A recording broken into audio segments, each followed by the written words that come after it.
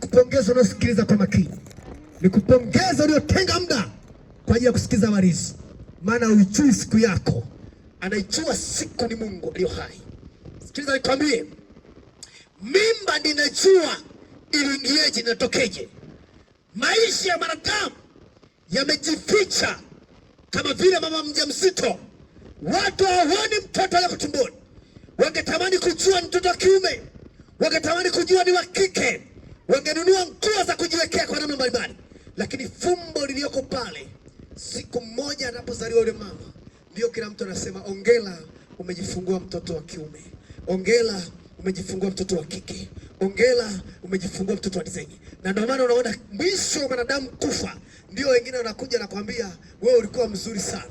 Najua hata kuna wengine wanaweza kusema leo injili inayohubiriwa Luchere ni mbaya, lakini iko siku watasema ilikuwa ni salama kwenye maisha yao. Amen. Nataka nikwambie mambo ya Mungu yamejificha sana.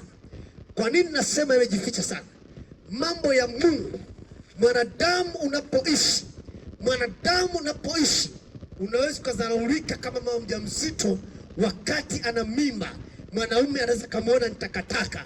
Siku anapojifungua katoto ndio mwanaume anaweza kujiona ni mwanaume mwenye akili. Lakini wakati mama alikuwa mjamzito, hakuna mwanaume aliyojiona mwenye akili. Siku mama amejifungua, kale katoto kametoka, ndio kila mwanaume anasema mke wangu nimeona mtoto mwenye akili. Anajivuna kwa maneno tofauti tofauti. Amen.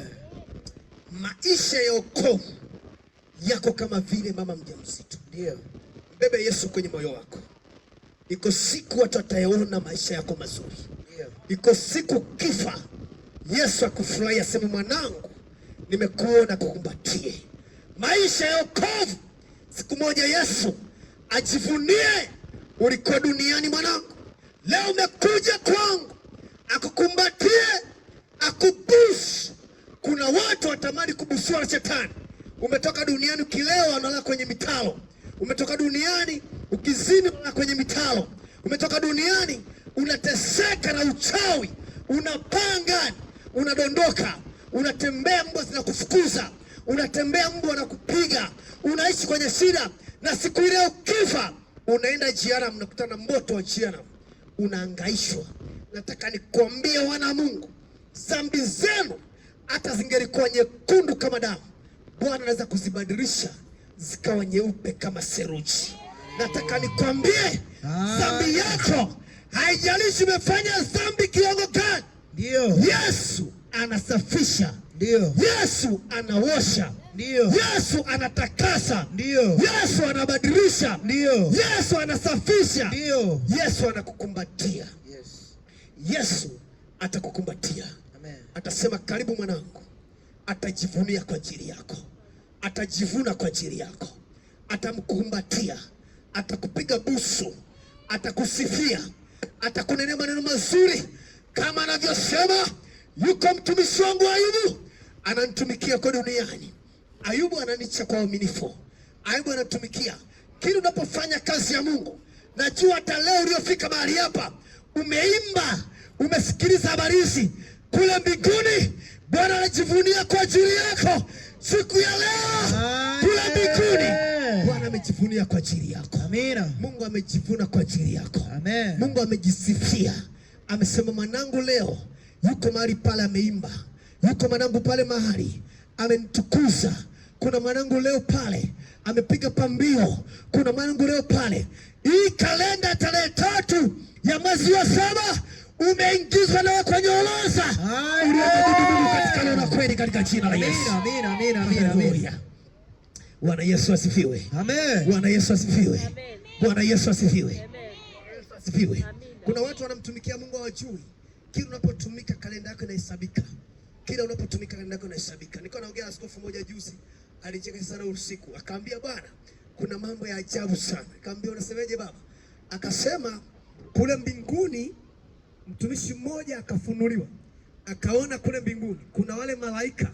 Kuna malaika wa ulinzi, kuna malaika wa majibu, kuna malaika wa taarifa, kuna malaika kazi yake ni kugonga muhuri. Siku ikifika, yani yeye kazi yake anaangalia tarehe ya huyu tarehe 15, tarehe ya huyu tarehe 30 mwezi fulani, tarehe ya huyu ni mwaka fulani, anaangalia zile tarehe. Kwa hiyo kazi ya malaika anaangalia zile tarehe za watu. Ikifika tu tarehe yako, anaenda achukua ule muhuri, anagonga kwenye tarehe yako. Yaani anapomaliza kugonga tu pa huku duniani anapiga mateke, imeenda, ameondoka, hayupo tena. Yesu sana. Kwa hiyo amekaa hivyo kwa tarehe hizo anaziangalia. Sasa anasema yule malaika amekaa na zile tarehe anaangalia. Kwa hiyo yule bwana yeye, kuna yule malaika yeye kazi yake ni kuleta mauti tu. Yaani ikifika tarehe ile ya mauti, leo anaondoka ni nani? Ni nani sijui. Anaenda anagonga muhuri, pa, anaondoka. Leo tarehe hii ni ya nani? Anaenda anagonga muhuri, pa, anaondoka. Kwa kazi yake ni zile kuangalia zile tarehe. Kwamba hii tarehe ni ya nani? Tarehe ya nani? Kwa hizo tarehe ameziweka rasmi kwa ajili ya jambo hilo, kwa ajili ya kugonga muhuri.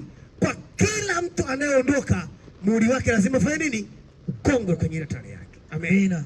Pesa makofi aliyo hai. Bwana Yesu asifiwe. Bwana Yesu asifiwe. Bwana Yesu asifiwe. Bwana Yesu asifiwe.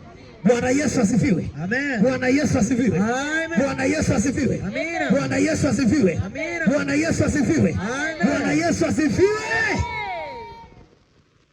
Sasa anasema tarehe ikifika, hata wangefanyeje watu, kigonga tu mulipa duniani, anasema aliondoka. Kweli yule jamani kugonga muhuri.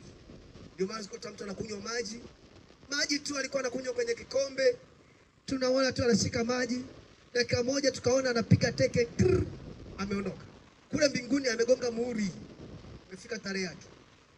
Sasa kiburi cha mwanadamu kimejificha hapa. Anajiona akitembea duniani akiwa ni mrefu kama Victor, akiwa ni mwembamba kama Victor, akitembea duniani anaona amemaliza kila kitu. Nataka nikwambie, bado hujafanya hata serusi ya jambo hata moja. Kwa sababu siku moja kwa Mungu ni miaka 1000. Siku hii moja kwa Mungu ni miaka 1000. Kwa hiyo ukijiuliza wewe umeishi masekunde, hakuna aliyeishi hata saa moja hajamaliza masekunde.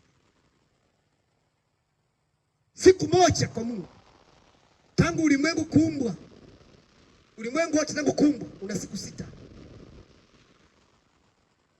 Unaweza kujiuliza kwamba umeishi dakika ngapi, sekunde ngapi? Tunamwona tu mtu mmoja ndio aliishi kabili, alichukua kama risali moja, akaishi miaka 700 na kitu, mwingine akaishi miaka 800 na kitu, ambao leo hakuna anayefikisha.